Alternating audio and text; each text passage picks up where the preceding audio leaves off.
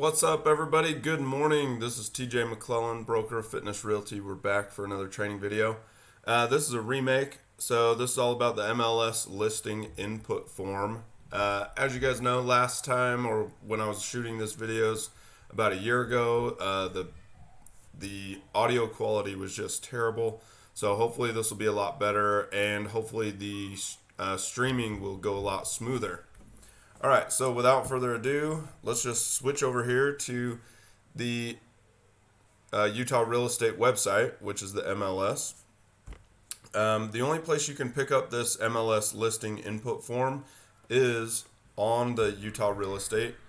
They don't have it on .loop because it's not really an approved state form. This is just more of a information form for you to collect information when you go out for your listings.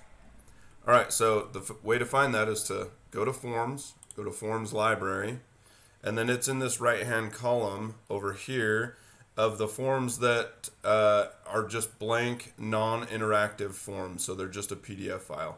These ones over here, you can like type things in and do things on the MLS or on .loop, but this one's just a blank form. So let's click on Residential Listing Input Form, and now you can kind of see that it just is a whole lot of information, right? When you guys have been searching your listings and having that quantitative or qualifying criteria, this form helps you put all that down into paper, so when you go to put it into the computer, it's all readily available for you.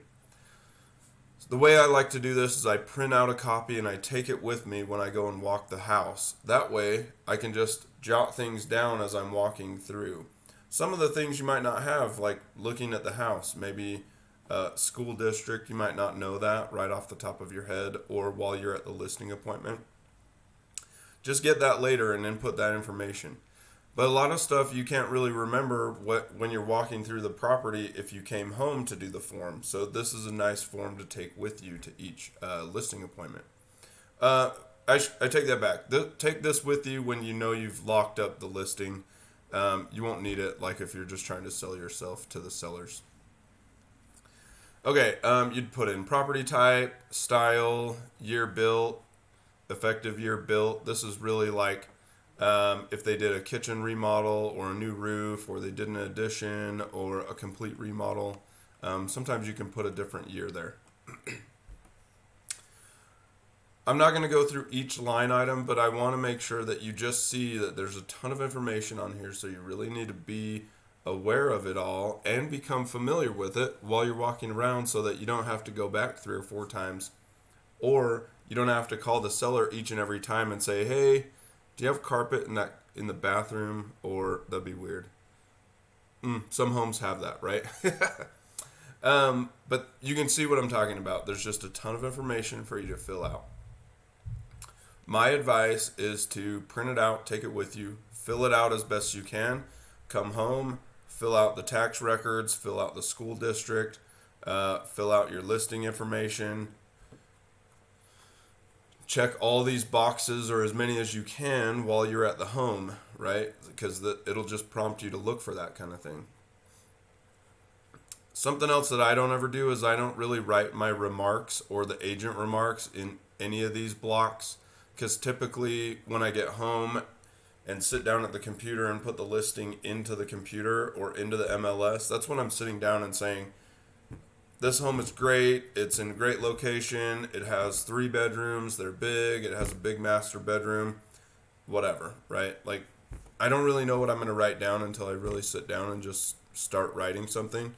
So I usually never even fill this out while I'm there with the clients.